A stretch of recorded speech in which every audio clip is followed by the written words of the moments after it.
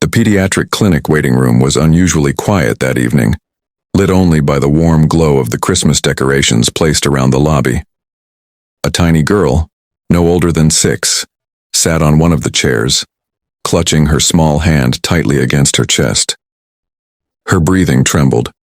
Her eyes, big and watery, showed a pain she couldn't hide. Beside her sat a young nurse named Clara, who had been trying her best to comfort the little girl. "It's okay, sweetheart," Clara whispered gently. "The doctor will be here soon." The child's long lashes fluttered as she held back tears, but the pain was growing harder to bear. When Clara softly tried to look at the child's hand, the little girl winced and pulled back with a tiny cry. "How did this happen?" Clara asked softly, trying not to overwhelm her. The little girl sniffled. I fell when I was trying to get the star for our Christmas tree," she said in a trembling voice. "Mama told me to wait, but I wanted to surprise her." Clara's heart softened immediately. It was easy to see that this little girl only wanted to make her mother smile. Her clothes were simple, her shoes slightly worn, and there was no adult with her. "Honey, where is your mom?" Clara asked gently, noticing the absence. The girl looked down, her lips trembling. "Mama, she's working. She couldn't come. She told me to be brave, and that I should tell the doctor that my hand hurts." Before Clara could respond, the little girl's face crumpled, and she finally let out the cry she had been fighting. "My hand hurts so much," she sobbed, her voice echoing through the quiet room. Clara immediately wrapped her arms around her, holding her with the tenderness of someone who cared deeply. "I know, sweetheart. I know. You're being so brave." But just then, the glass doors of the clinic burst open. A tall man rushed inside, his expensive coat half-buttoned, his polished shoes splashed with melted snow. His face was pale, eyes wide with panic, like a man running from the world. The receptionist stood up. "Sir," but he wasn't listening. His eyes found the little girl instantly. "Lily!" he shouted, voice cracking. The little girl gasped at the sound. "Daddy?"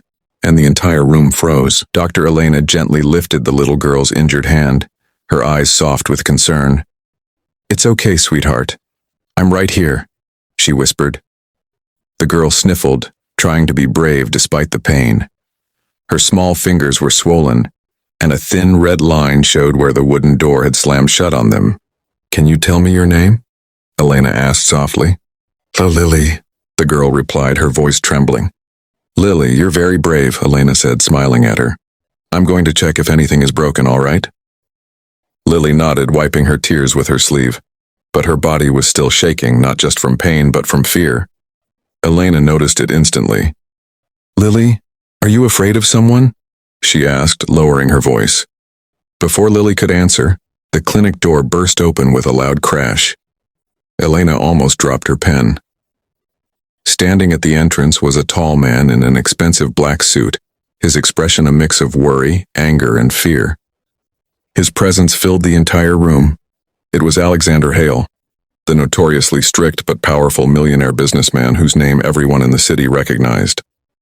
And he looked like a man who had been running for his life. "Lily!" he shouted, rushing to her side.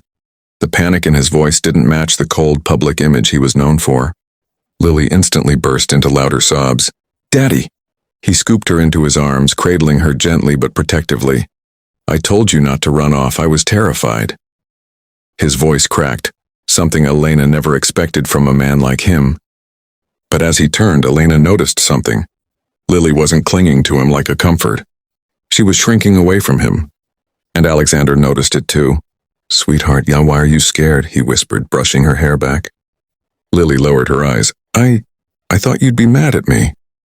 The millionaire's face froze. Something inside him shattered. He looked up at Dr. Elena, guilt flooding his expression. "Doctor, please help her. I'll do anything." For the first time since he entered, Elena saw not the billionaire the world feared, but a father terrified of losing his daughter's trust. And she knew. This was only the beginning. Daniel stood frozen as little Emily clung to Lily's shirt, tears dripping down her cheeks. The tension in the room was sharp enough to cut through. Lily, still trembling from the sudden accusation and Daniel's harsh tone, gently lifted Emily into her arms. "Sweetheart, tell Daddy what happened," she whispered softly. Emily sniffled, wiping her eyes with her small hand. Daddy, my hand hurts because I slipped at the playground earlier. Lily cleaned it. She helped me. She didn't hurt me. Daniel felt the ground shift beneath him. His breath caught. Everything inside him collapsed at once. Guilt, shame, fear. You slipped? He asked carefully, kneeling down. Emily nodded. Yes, I fell from the swing. My hand hit the metal seat.